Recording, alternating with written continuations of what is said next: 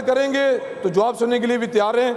Madam, आखिरी बात कहूंगा, जिस तरह दीगर अदारों के अंदर अपग्रेडेशन होती है, हमारा महकमा पुलिस सिंध का भी है, उन बेचारों का क्या कसूर है?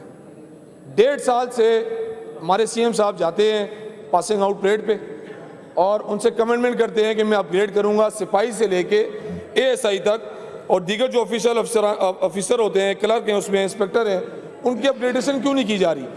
1.5 साल से वो फाइल सीएम साहब की टेबल पे पड़ी है।